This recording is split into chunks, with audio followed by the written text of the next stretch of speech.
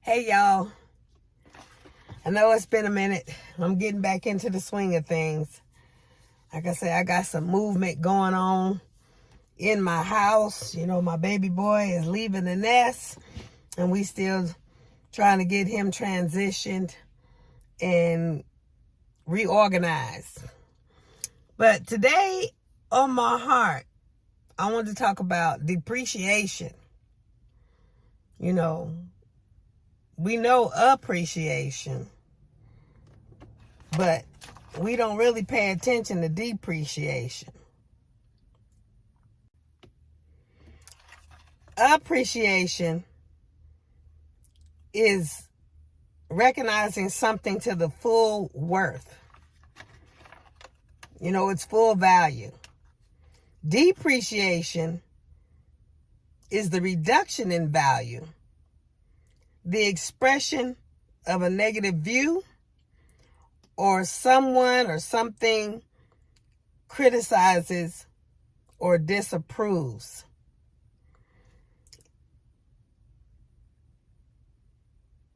To honor something is to appreciate.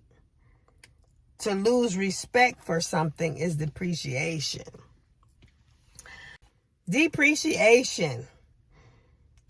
You know, we really don't hear that word unless we talking about or buying a car. You know, when you buy a car, you see that car, you know, in its full value sitting on the showroom floor or out there in the parking lot, wherever. That car is sitting at its full value. But the moment you purchase a car, it still has its value. But the moment you possess it and claim it and take it home, the moment it leaves that car lot, it begins to depreciate. The Kelley Blue Book value is, there's a low end and there's a high end. The low end is the value of the car standard. The high end is if you've done extra things to maintain it, or maybe you've did some upgrades on it or whatever, you can probably sell it for the high end. You know, dealerships or, you know, trading it in or whatever, you're probably going to get the middle, the average. But to sell your car to a private party and you've did some extra, you've poured into it, you've maintained it, you know, like I say, did some upgrades in there, you know, showed it some love. You know, you didn't just leave it the way it was. You gave it influence. You know, pimped it out or whatever. That gives the high end value. And you probably could sell it for the high end number. I'm talking about that because depreciation can happen with people too. When you giving your all into a situation, a relationship, or an organization, or whatever, in society, in community, or whatever, and you giving your all into something, and whatever it is not pouring back into you, you're actually depreciating because you start to burn out. You start to drain. Make sure that you are receiving some type of reciprocity so that you don't drain. Reciprocity gives you motivation to continue doing what you're doing. Just like driving this car. If I just keep driving it from the lot and I never pour into it, never put any gas in it, eventually it's going to burn out and it ain't going to do nothing for me no more. It's not going to move until I pour something into it. So that's just an analogy we got to think about for ourselves. You know, we run around out here doing everything for everybody, but who's reciprocating? Who's pouring back into us? You know, who's filling our cup? You know, and say our cup runneth over. That's why I always teach, give out of your overflow. What's in the cup is for you. You know, what you put in for you, that's for you. What God puts in for you, what you receive for you, that's for you. But give out of your overflow. If you ain't got no overflow, you ain't got no business draining you. So, and if you keep dealing with society ain't got no cutoff switch. Especially if you're dealing with others that are drained and depleted themselves.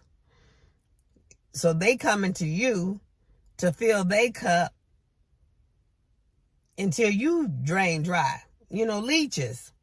You know, they rather come to you and get everything they need than to go out and find their own resources and do the things that they need to do to maintain themselves, their own household or their own spirit. Or, you know, some people like to sit up and gossip. You know, they just want to have an ear to be able to vent and gossip to about other people. That's draining too. You can't just sit up and listen to somebody else talk about somebody else because they don't have the confidence or whatever to talk to that person or tell that person. Or if they have talked to that person and that person's still going to do what they want to do, that's that person's prerogative. That person can do whatever they want to do. They can live their life. You know, we can't really judge nobody. We live the way we want to live.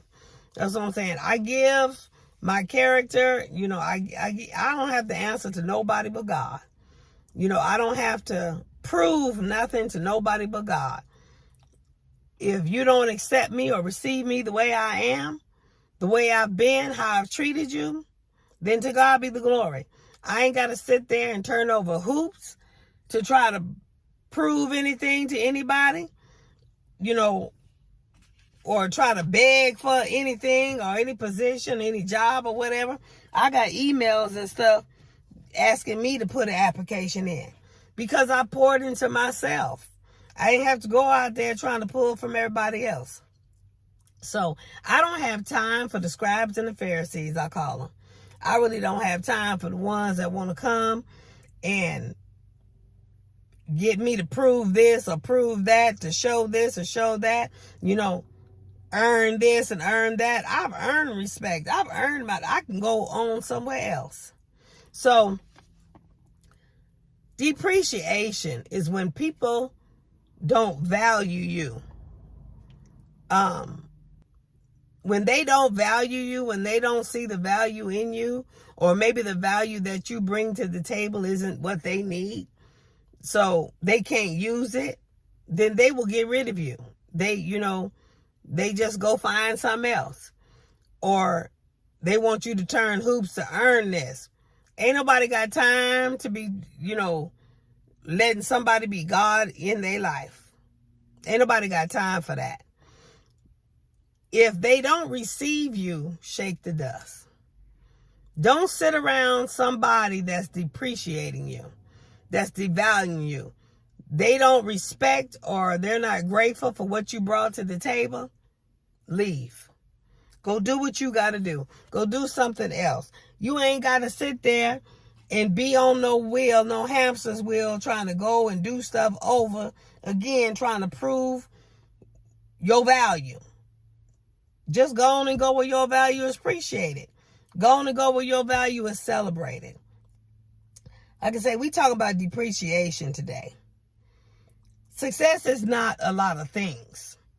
It's not the car, the house. It's not a lot of things. Because I know a lot of people that have the look of success, but they just so lonely and dry on the inside. I like being by myself because it's less messy people in my life. And I have more peace. So I keep my cup full like that. I keep my peace. I step out of my comfort zone, I want to say, and help and do for others. But I step out and I can always step back in. I ain't got to sit there and be out there constantly doing for others. Because if you constantly doing and you never take time for yourself, you're going to drain out. You're going to burn out. You're going to depreciate yourself. You're going to live the life of an infidel, is what the scripture calls it. So keep your peace. Step out and, help, use your skill set around those that's grateful, around those that's appreciative. Because if you using your skill set around people that don't appreciate you or what you have or bring to the table, they'll never benefit you. They'll never pour into you. They'll never reciprocate. So, like I say, without that, you'll have burnout, and you get tired, and you get bitter, and you get, all negative on the inside, and you don't want to do nothing. You get emotionally numb and emotionally unavailable, and you just all messed up on the inside. You ain't got to be that. You ain't got to turn hoops for nobody. If people don't accept you the way that you are, move on. Let that sink. Move on. Ain't nobody got no heaven or hell to put you in. Why are you going to sit and worry and stress yourself trying to prove something to an individual that don't have a heaven or hell to put you in? Generally, they don't have your best interest at heart. So why are you trying to fit in and prove yourself? If what you bring to the table ain't enough, trust and believe. When you get through going through hoops trying to prove yourself, it ain't gonna be enough then either. That empowers some people. They stick their chest out because you flipping hoops and doing everything you can to benefit them to fit in. And you never really make the mark because man don't know what they want. God created you to be a specific way. And he the only one you got to please. So if you trying to run around and please people and be perfect for people, you'll never make it. You'll never be perfect for people because people aren't perfect and they don't know what they want. They can want something one day, and when you attain it, by the time you attain it, they want something else. So that's something that you'll never attain. You'll never reach that goal because people are fickle. Learn to accept people the way they are. If you can't accept them the way they are, move on. Don't waste your time. Don't waste their time. Just move on. Sometimes seasons change. Seasons run out. Sometimes they can, you can fit in for a moment to solve a problem or to help a situation. But after that problem is solved or that situation is over, it's move on to the next. Why sit there and overstay your welcome? Like I said, we talking about depreciation.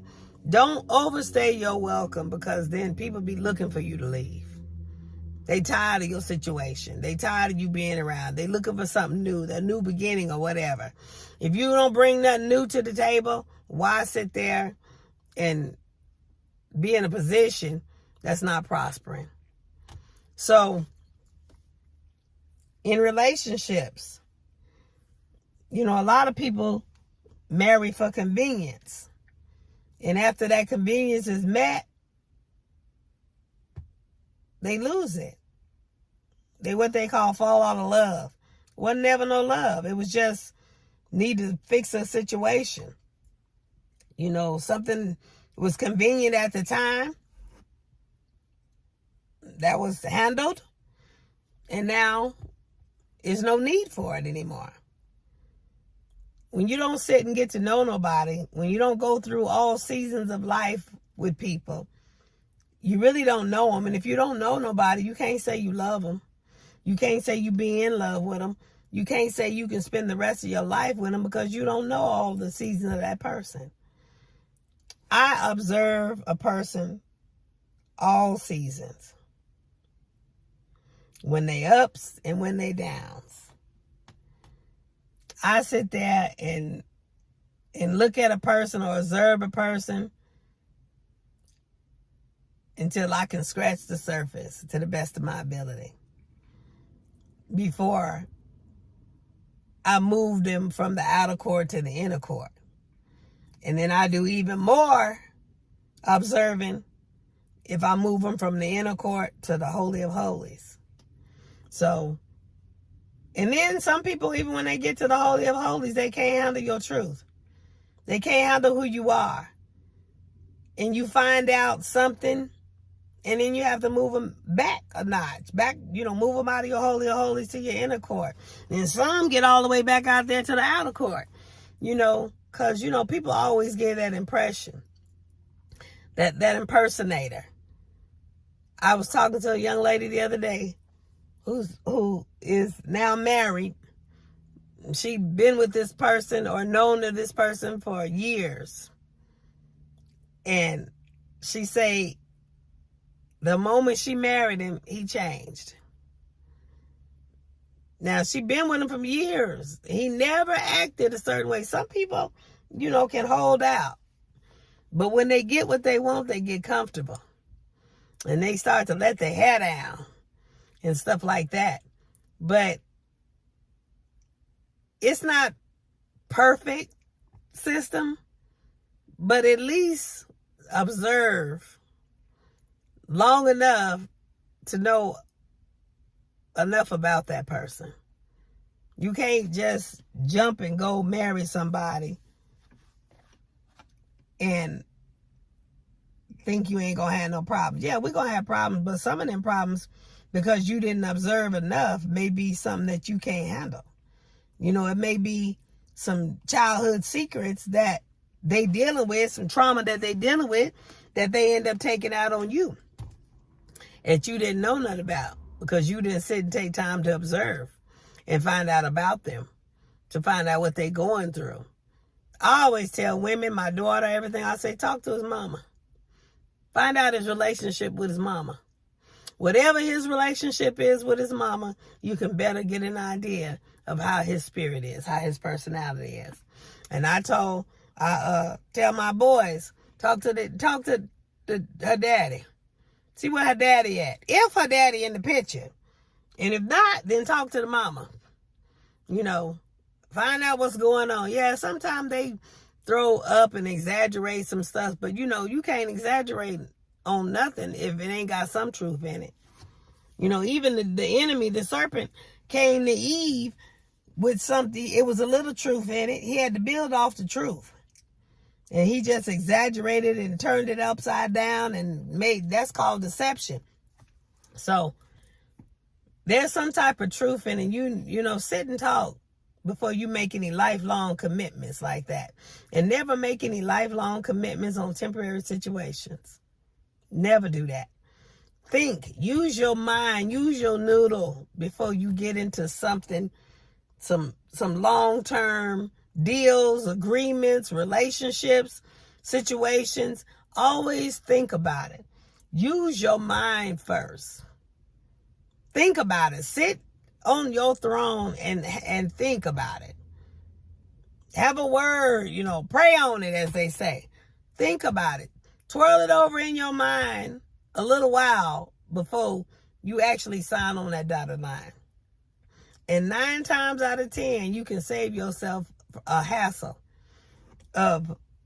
especially about being with people that depreciate you. They don't appreciate, you just there to solve a problem. You just there to maybe to fund their finances. You just there so they can get something out of you. Maybe they just want the hand of you. Ask them what they know about you. Ask them what you like. Ask them, what about me? What's my favorite color?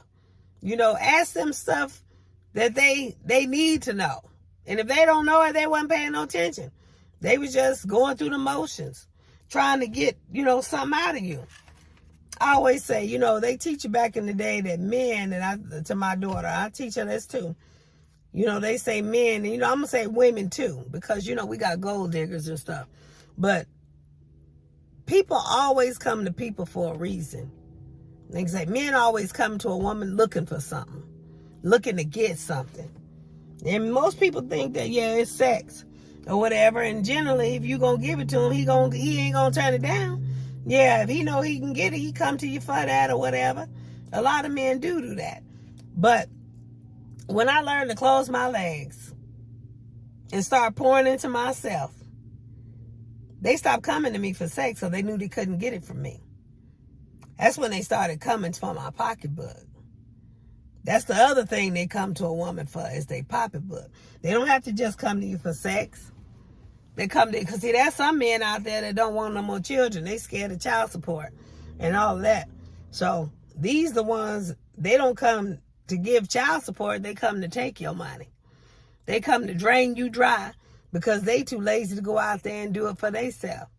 You got the ones sitting up at the house. They'd rather be the babysitter, play PlayStation with the kids than go out there and work and provide. You got some women that want to be kept, sit in the house while the man go out and do all the work. It takes two to build a kingdom. If not, it's going to be problems. One of the major reasons of divorce is financial issues. One of the things that turns a woman off, I'm turning this on before it get too hot. Turn this AC on. One of the things that turns a woman off is a man that ain't got no money, because he's sitting up not working. He just, maybe comfortable sitting on government assistance. That's not sexy to me. When I was homeless for them 4 days, a few days, when my daughter was born, in the Walmart shopping parking lot, and my ex-husband was comfortable sleeping in the driver's seat, and I was in the passenger seat of my Bronco, that wasn't sexy to me. That was the beginning of why he's my ex. So, I was working, trying to keep things going, but I wasn't making enough money to maintain the house. And then I had to be on maternity leave because I was pregnant and all of that. But it always cuts off when I turn the car on. I had to turn the AC on so it don't get too hot. But it's not in a lot of things. Success is not in a lot of things. You can have a lot of things and be lonely. Look at rich people. They got the money and they just so miserable.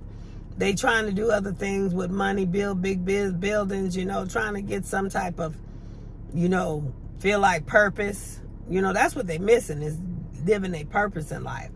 That's why I'm happy. I got joy on the inside, because I wake up every morning to go make people's hearts smile. And I do it on my own time, my own clock. So I can go out and make as much money as I want to, or make as little as money as I want to. It all depends on how many people I make hearts smile. So, I got to keep clients or whatever. When you wake up every morning in your purpose, it's not a job. You wake up to go to purpose. So there's joy in that. And when you love what you do, you can live on the scale that I live on, because you just love what you do, and God gives the increase. So the more I do, the more I love what I do, the more income I make, the higher my lifestyle can be. So just loving on people, that's all I do. I don't per se think of it as a job. I'm independent contract, 1099. I just get up and love on people. I help them solve their problems, solve their issues or whatever. It's ministry to me.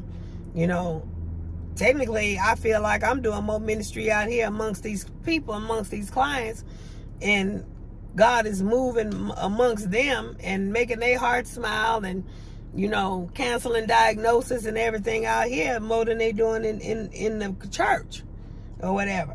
So it's in the field. While I'm on that, Jesus wasn't in the synagogues that often. He was only in there to teach. The rest of the time, he was out amongst the multitude, because The people could not fit in a building. The people that he had around him that was flocking to him all the time. So it's in the field. You got to be where the people at. So yeah, we got to have buildings and stuff to, you know, teach, I guess. Big business is what I say.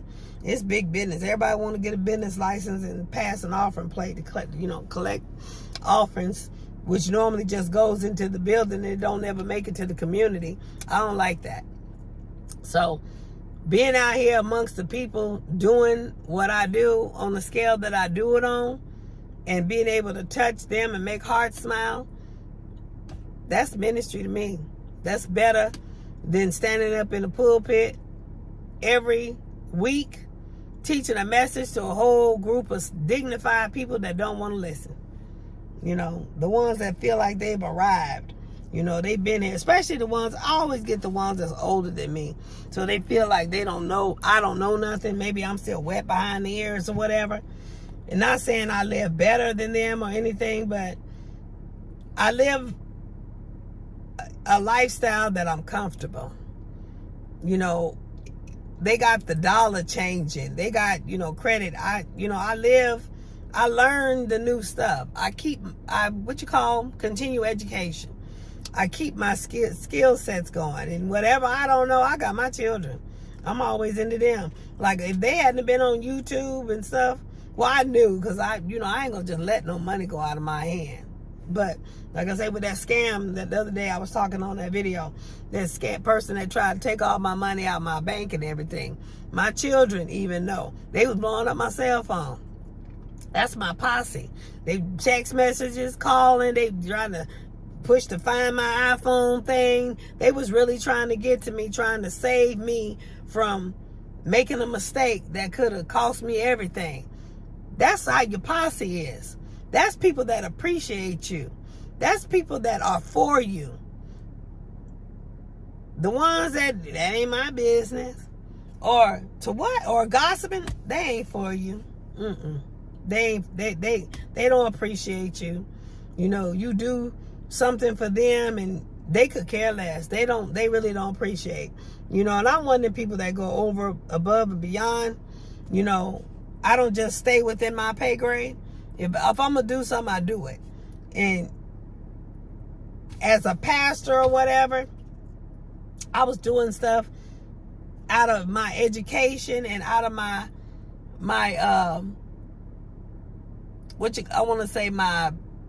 degrees. My degrees, out of my job, what I do, what I get paid to do, just to be doing it, just to help out. You know, I don't have to be paid for everything.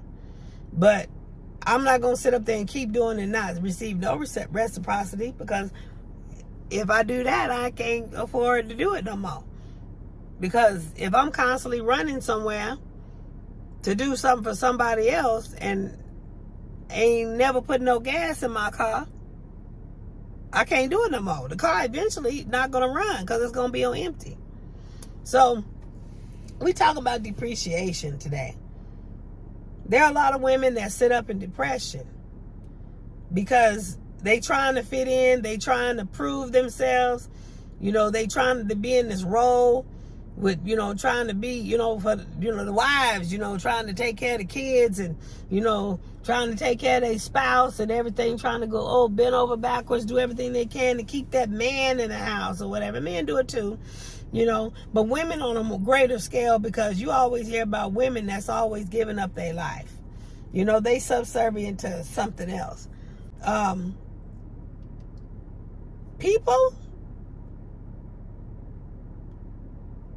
I have learned some stuff being a counselor. And there are some people that are functional depressants, meaning that they are depressed, but they still are functioning. And they function on a level where they cut out a lot of stuff in life, like bathing, changing clothes. They never do any me time. One lady, she just takes a nap on the couch. Never even make it to the bed. Just takes a nap on the couch for a few hours get up and start getting her kids ready for school. She does baby wipes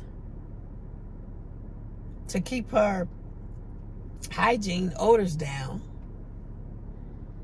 And when it gets too bad, she makes sure she takes 10-minute showers or whatever. Could you imagine living your life like that? At the beck and call of somebody else. Trying to prove yourself to somebody else.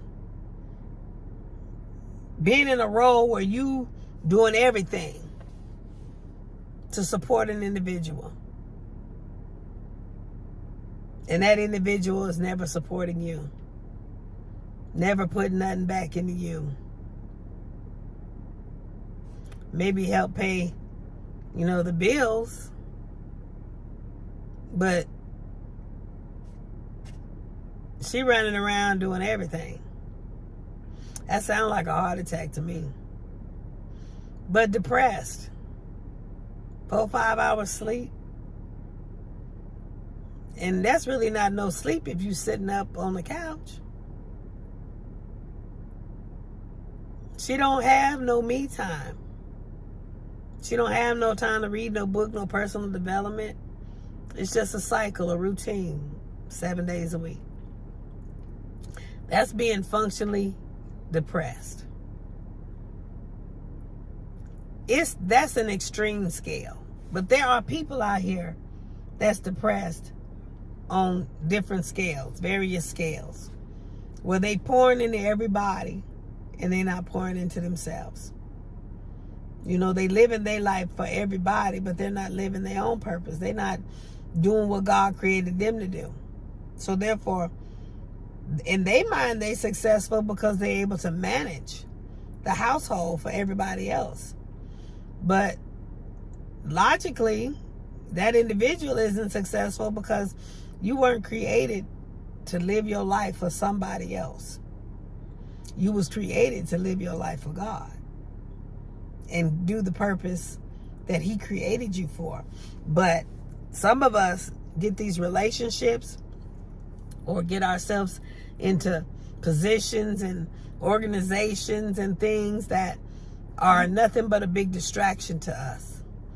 Distraction that keeps us from doing what God created us to do.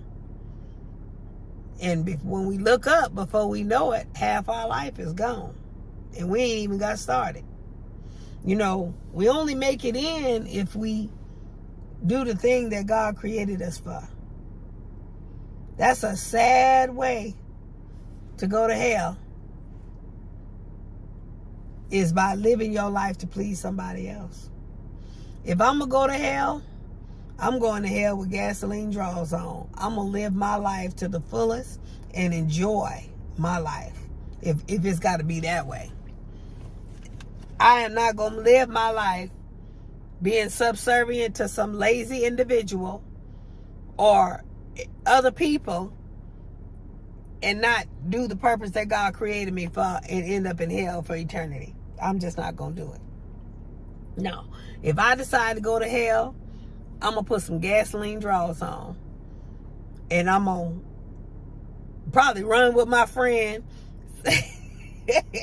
singing Johnny Be Good. That's the way I'm going to go. I ain't going to go serving somebody else. Say they make it into heaven and I'm in hell because I helped them get there, but I didn't think nothing of me.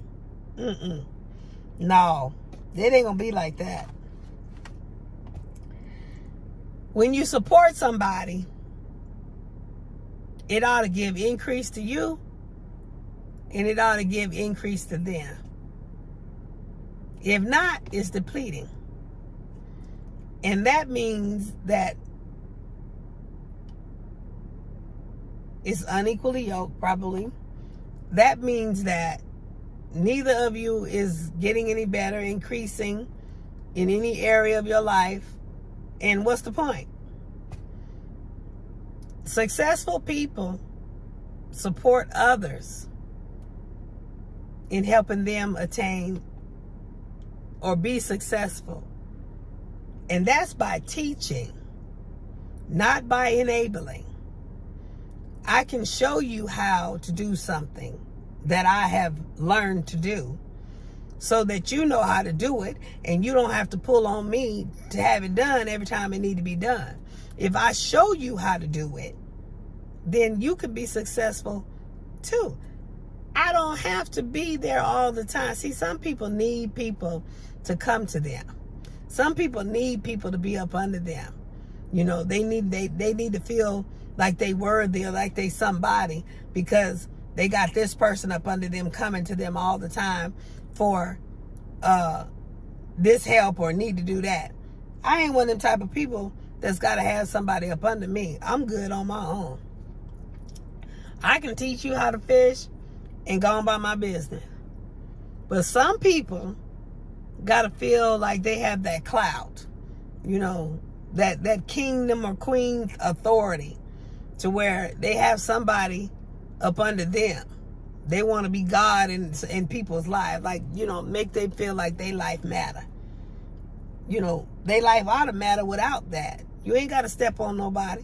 You ain't got to put your knee on nobody's neck to feel better than or greater than somebody. Pour into yourself.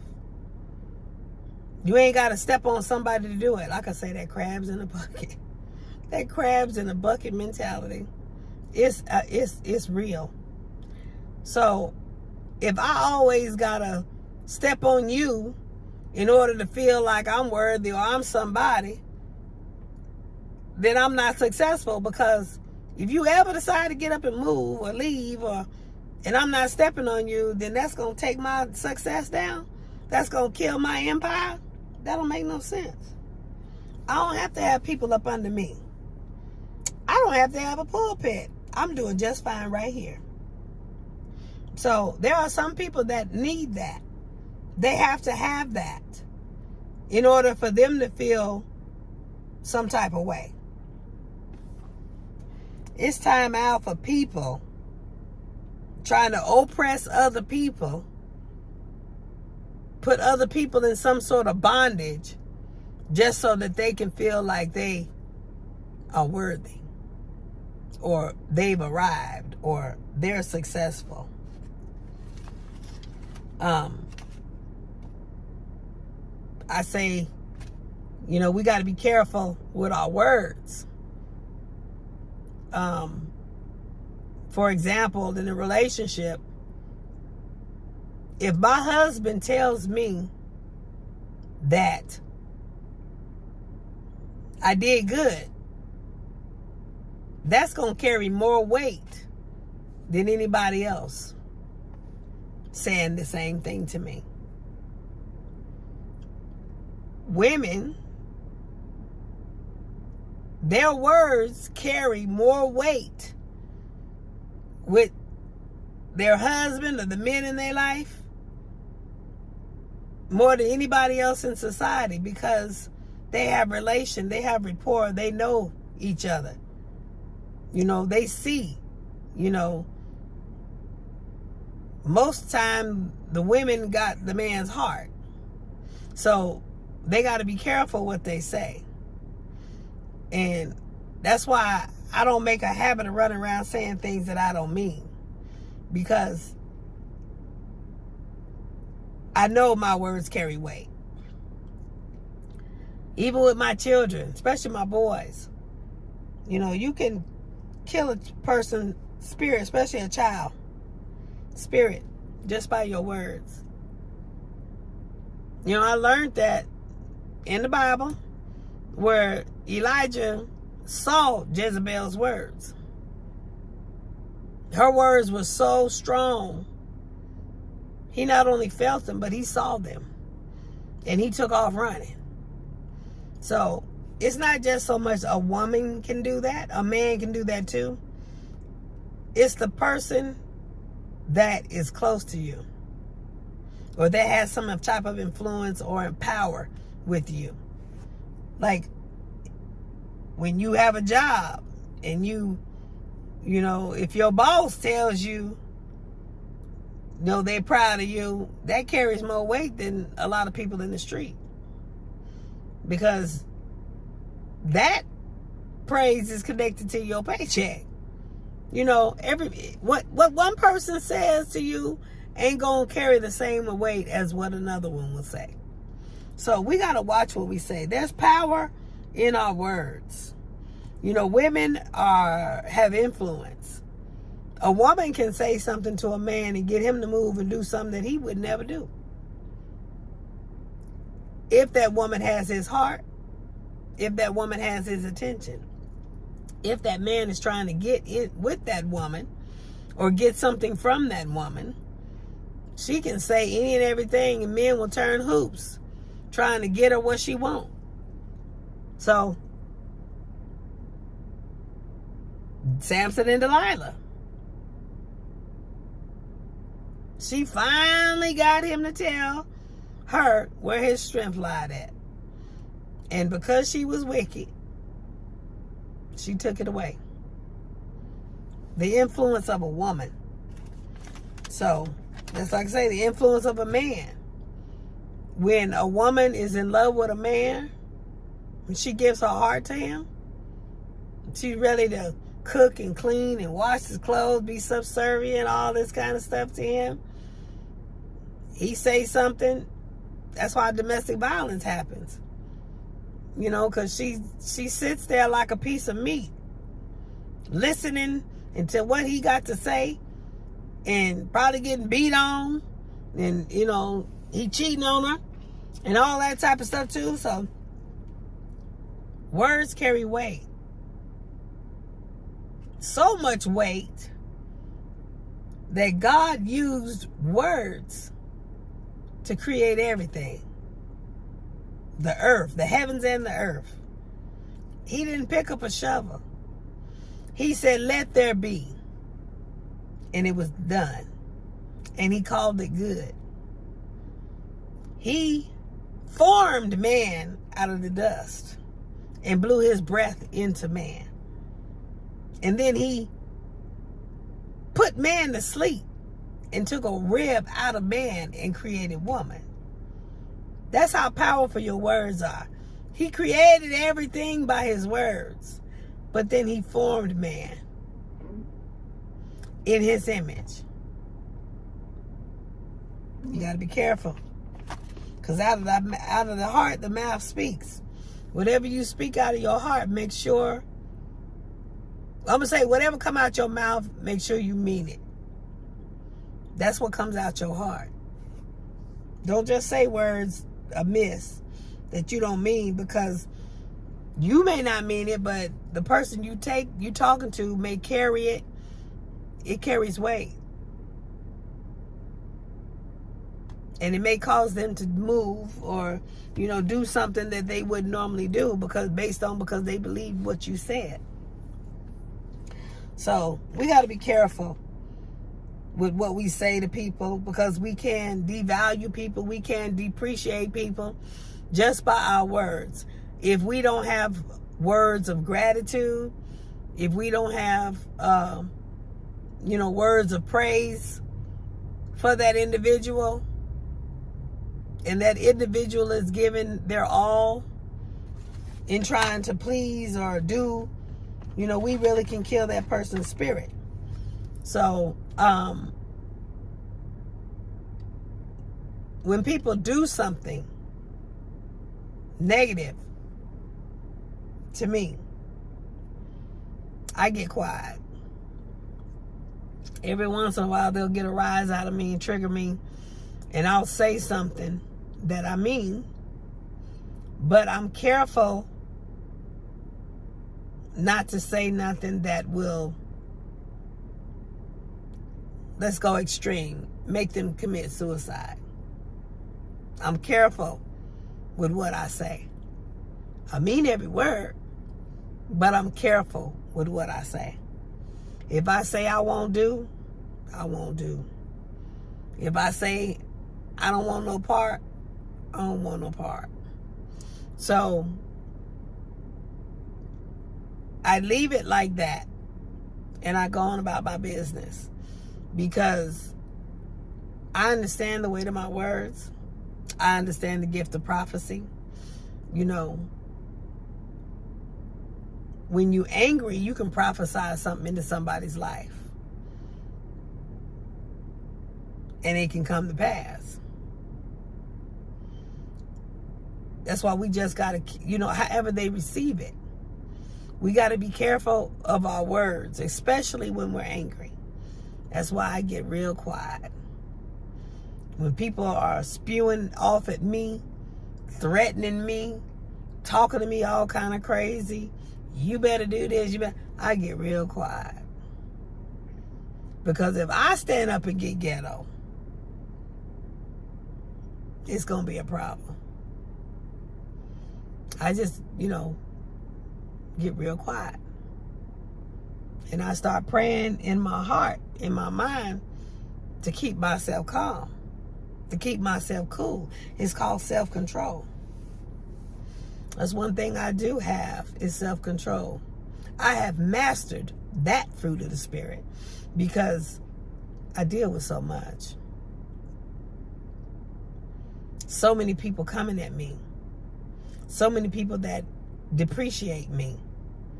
They don't value me. They want me to do stuff, but they don't value me until, you know, they want me to do something else. And if I say no, I'm every name but the child of God. So pay attention to what you say out your mouth. Don't devalue somebody with your words, even your thoughts. You know, thoughts become things. Solomon said, as a man thinketh in his heart, so is he. We get to put that in his heart there. What you thinking about somebody, that becomes a thing too. Jesus said, commit adultery is committed in the heart. You ain't even got to do nothing fleshly, do nothing physical. Just the thought of being with somebody, a married person, that's in your heart. You've already committed adultery. So be mindful of what comes out of you, because that's what defiles you. Be mindful of what you say to others, because you don't know the weight that it carries. If you don't know who's looking up to you, you don't know who's, you know, maybe you're their mentor, or maybe they sit up and want to be like you. And, you know, I hear a lot of stuff like that, and I'm like, what? You know, maybe I wish I had the education that you had or whatever. You know, be mindful, because you don't know who's looking at you. You don't know who wants to look at you as a mentor, who maybe they're learning from you. You know, be careful. Don't devalue anybody. And I want to say about people that how do I say? People that make you pay for something that somebody else did. I was talking to a young lady who was going through in her relationship micromanaging type of stuff, and what came about is that she's having to pay the price of somebody else's trauma, of what somebody else did to that individual. That individual is taking it out on her. You cannot prove to anybody that you are not the way somebody else is. All you can do is live. Because if they're looking at you through the lens of what happened to them, of, you know, their traumatic experience of a relationship that they had in the past or whatever, they're not seeing you in the first place. They're not looking at you. They are looking at the silhouette of what they've been through. So There's no way that you can prove that you are not somebody else, because in their mind, you are constantly going to fit that description. Because when they see you, they see the silhouette of the person that hurt them. Until they get that worked out of them, until they go through the process, go to therapy, whatever they got to do to get that injustice worked out of their spirit, they're going to continue to look at you through shattered lenses. And they're going to cause you to feel like you got to pay the price of what somebody else did to them. Like insecurities, like if a man has been cheated on, he's going to constantly look at you like you going to cheat on him too. Like he's going to micromanage. He ain't going to let you out of his sight. He going to want to know. I mean, I got one that every 5 minutes, he calling on the phone. You know, check to see where she at.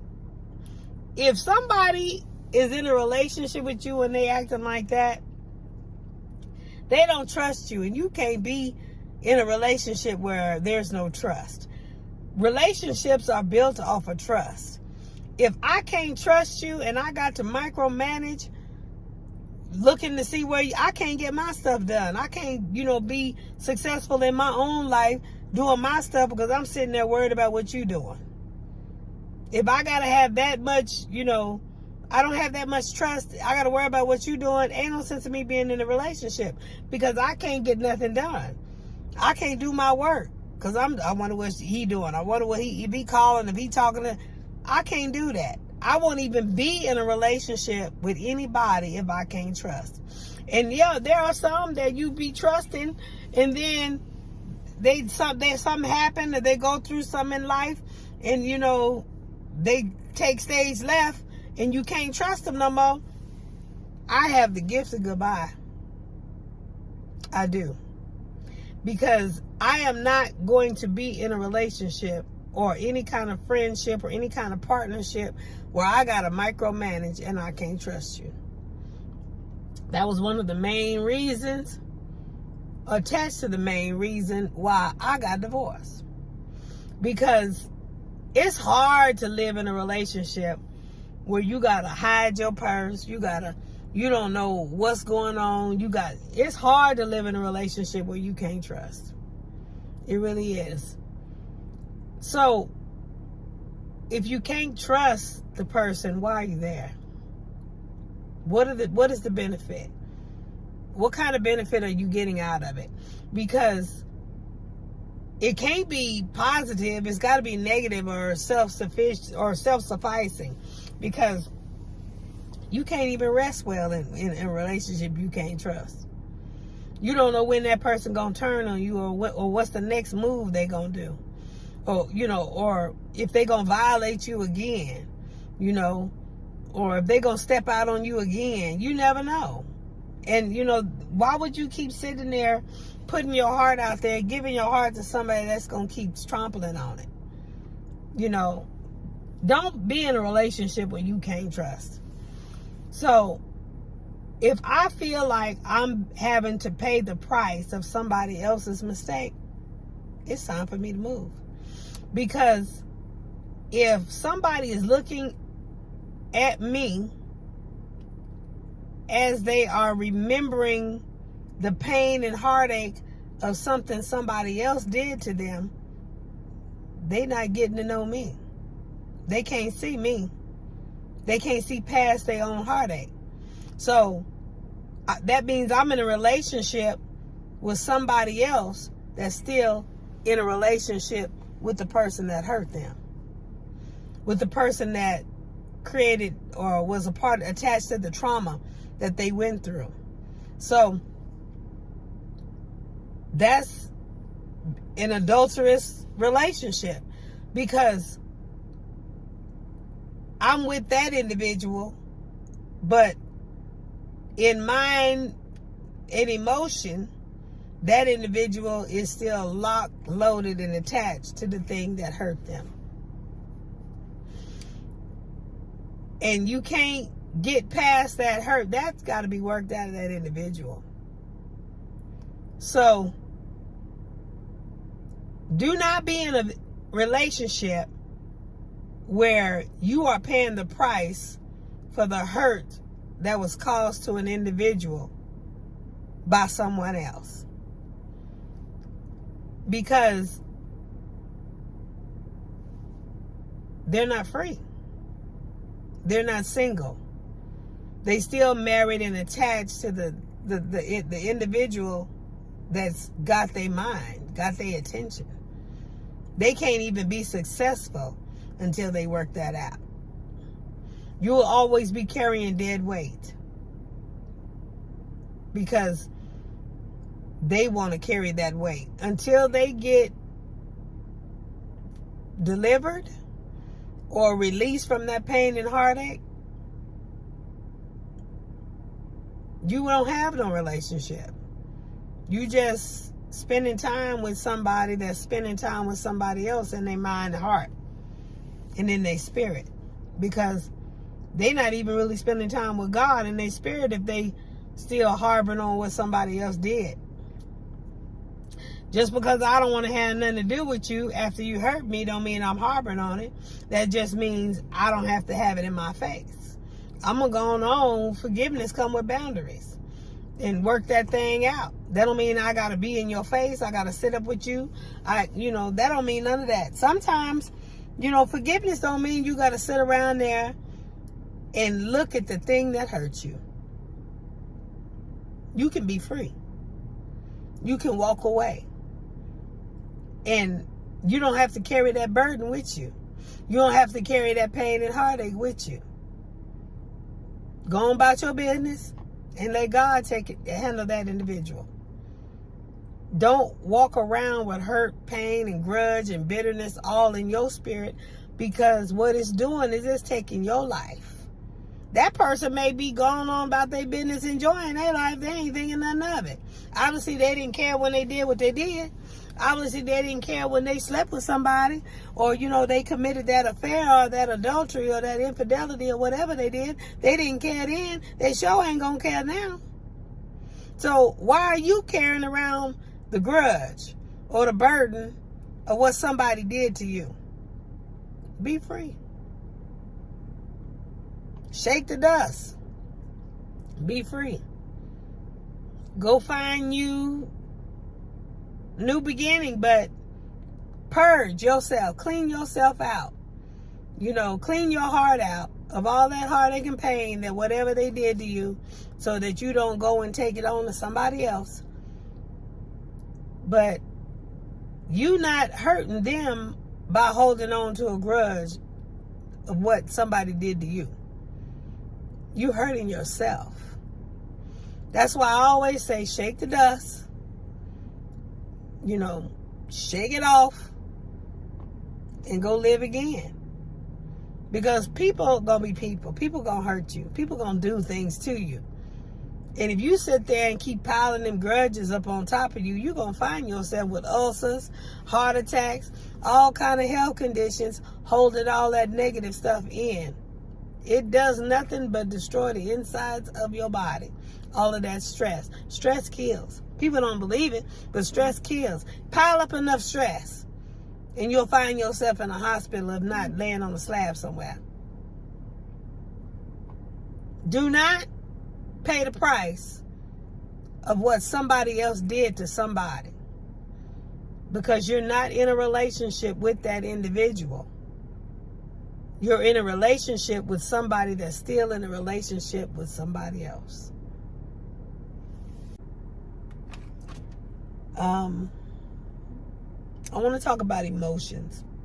We don't live life by emotions, but God gave them to us for a reason. He didn't give them to us for naught. Everything God gave, He said was good. You can't be the president of the world, of the United States or whatever. You can't be the head of your house or the head of your life and be emotional. You can't live based in your emotions. But your emotions are, let's say, gauges. You ever walk into a room and the tension or the level is a certain way? You can sense it. That's the emotion of those people in there. The spirit of those people in there. Emotions say, like, if I come with somebody, around somebody, like I just experienced this not long ago. I noticed that every time I'm around a certain individual, I'm angry. Because this individual did something that I never thought they would do. And to be, they really believe that they were supposed to do it. That's what really shocks me. But to do what they did after all that I've done makes me angry. So I decided I wasn't going to be around in that space anymore. That anger, that emotion let me know that something wasn't right. That's what emotions do. They come to gauge. They come to give you, they come to let you know what's in the room, you know. So ever since I have disconnected and I'm not around that individual, everything been flowing. Life is happy. I'm running around laughing, whatever. But the moment I see or lay eyes on that individual, instantly my spirit shift.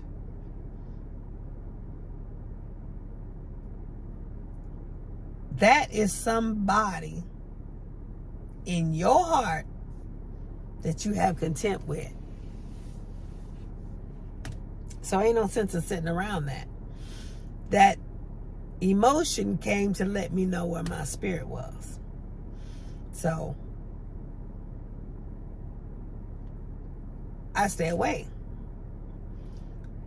There are some people you go around and maybe all you feel like is crying because maybe they did something to you. You know, there's a lot of sexual abuse clients. And every time they think about or be around the individual that did that abuse to them, all they want to do is cry. You know, it's a gauge. It lets you know where your spirit is at. And tears are cleansing to the soul. Now, as time passes, it should decrease, you know, but you got to start at the beginning giving forgiveness right then. Like I say, forgiveness is for you. It ain't for them. Forgiveness starts releasing that stuff out your heart to where I'm able to be in a room with an individual, but that don't mean I can be in they got to be in my face. So forgiveness allows me to be in a room and not come out of character.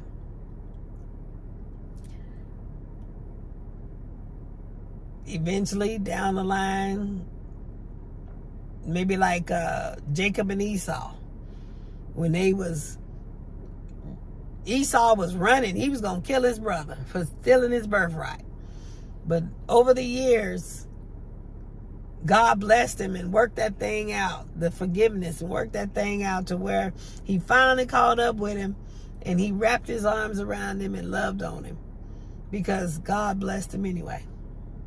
So, yeah, it takes time when people do an offense to you, when they do you wrong. It takes some time, but you don't never have to have them back in your life if you don't want to. Forgiveness comes with boundaries. You don't ever put yourself in a position where it can be done again. So that's what I want to say about emotions. I can't live my life by my emotions. I can't say, for example, that emotion was anger.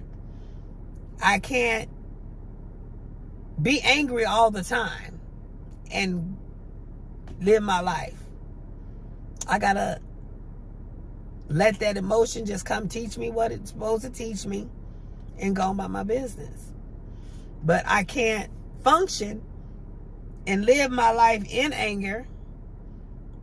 The president can't rule the world, rule the United States if he's angry all the time.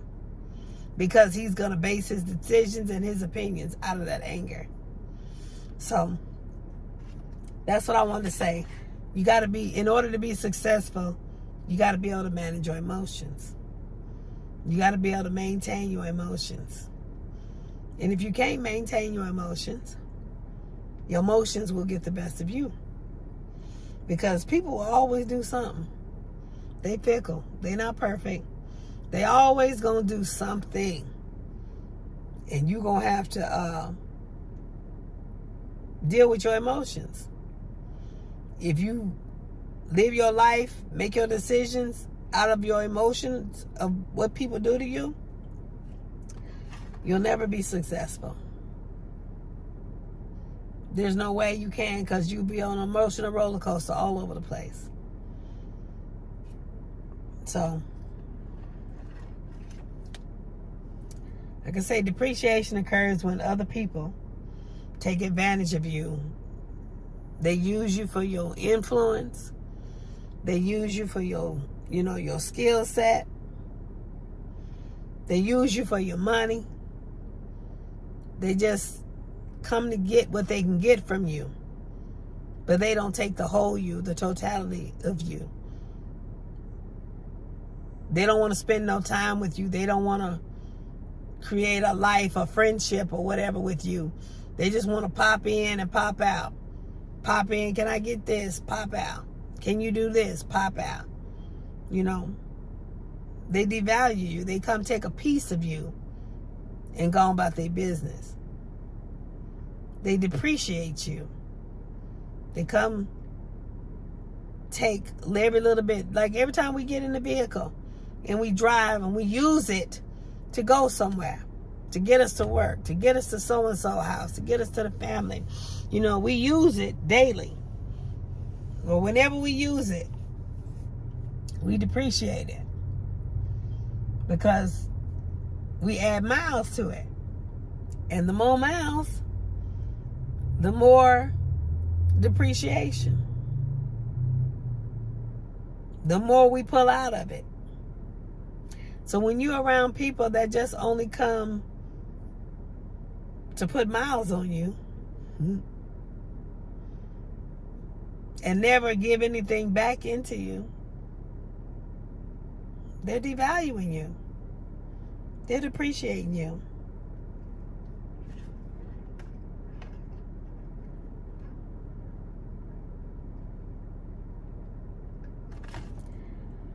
I think I'm going to get off of here because I don't want to take this too long to upload. But yeah, we talk about depreciation today. Make sure the people that are in your life are appreciating you. They're not taking you for granted. They're not taking your kindness for weakness. That not only that they're not depreciating you, but they're adding value to your life. You know, that they're reciprocating. Because if they're not reciprocating, they just being a leech. You know, you need to cut that off. Because all they is come and drain you. Success, like I said, is not a bunch of things. It's prosperity. Prosperity is having peace. You know, the things that you can't take with you. You can take peace. You know, it's not a whole bunch of things. Love, joy. You know, you just, loving on people, making hearts smile. People who don't know you gonna judge you. I'm judged every day because of the lifestyle I live, but they don't know me. There are some that know me, that I've been there for, that have had the hand of me, and now that they don't have the hand of me now, I'm being judged. I'm being, smeared. But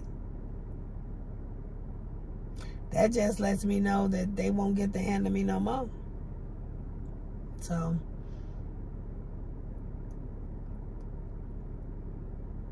don't let people act like they got a heaven or hell to put you in. Make sure they have an attitude of gratitude when it comes to you, because that gives strength. That pours into you. But if they just coming to use you, you losing strength, because you can't build nothing with somebody that's just using you. You can't build a kingdom and a community or an environment with somebody that's just using you. They building themselves up, and they pulling off of you, and you got to go scramble and pull it off somewhere else. As far as relationships, women especially, because you know we're very emotional, we're right-brained. Common sense is having left brain and right brain, balanced. Logic and emotion balanced. But a lot of us, we're very emotional.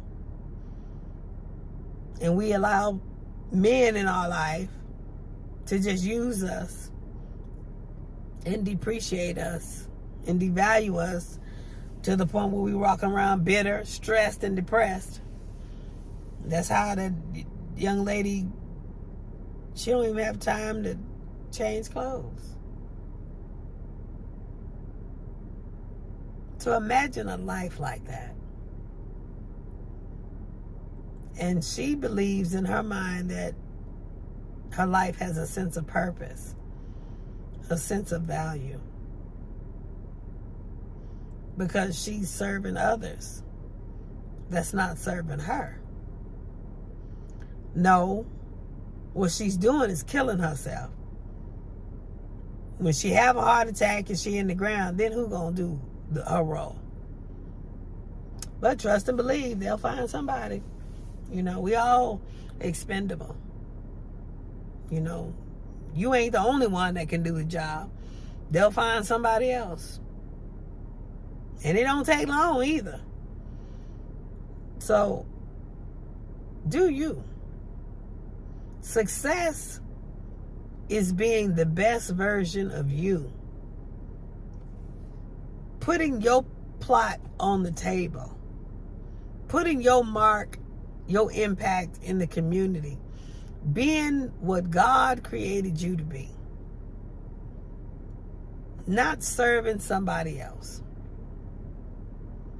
Serving God. That's sexy. That's confident. Knowing who you are. Knowing your limits. Knowing your boundaries. Knowing what you gonna do and what you ain't gonna do.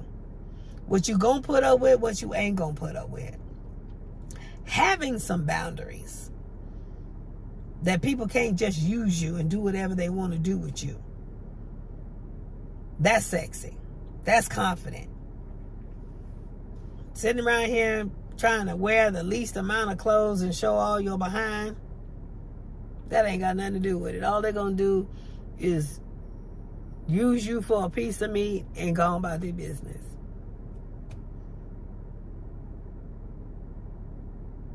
Put value in yourself. Pour into yourself.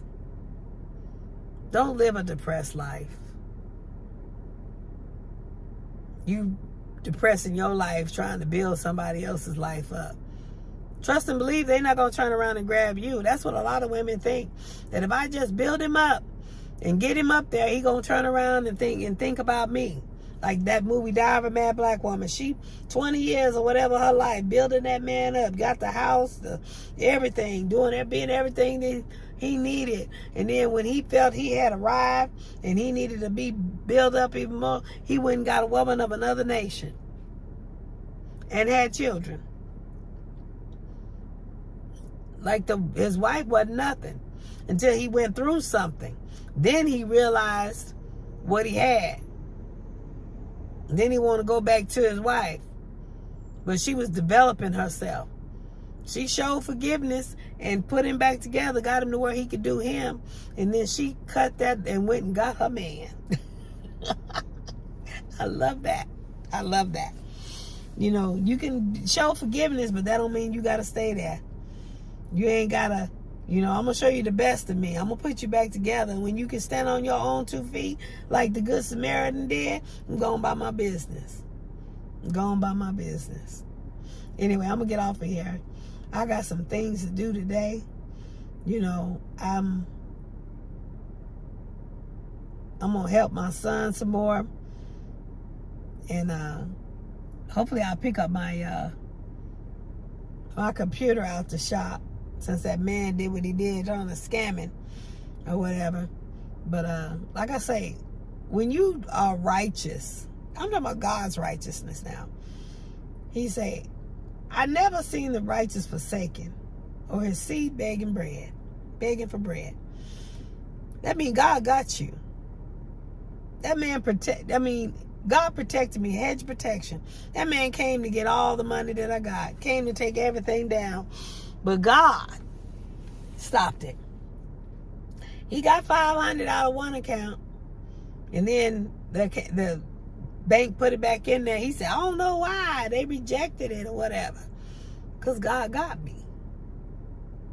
So, and I went to another account and when transferred, like I say, he almost got it all, but God got me. If I was running around here being the way people say that I am, I wouldn't have the blessings of God. Some people don't even know what the blessings of God look like anymore, because they looking at me as not being blessed, and they looking at others as being blessed. Wow, I'm gonna leave that alone. I'm blessed. I'm not raking nobody's pocketbook. God protect me. God keeps my children. Moving on, glory to glory to glory. My baby boy just turned 23 on the 4th, and his birthday present was his own place. He got a roommate that he stay on the phone all night anyway. So they got them a place. He's embarking on a new journey. So now I can be mama from a Bluetooth. I got my daughter, and she getting comfortable. You know, I'm going to stay here. Yeah, she graduate in June, so I'm going to let her rest. And then after June, I'm going to start getting on her. You know, because my kids got to be successful. I don't want something to happen to me and then my kids can't make it. You know, I got to leave a legacy for my children's children's children. And that begins with helping my children. My children have life insurance. I have life insurance. So that's another thing. I got to get back in here and study. I'm going to go on and knock this test out just so I ain't got to look at it no more. And I can study on my laptop, but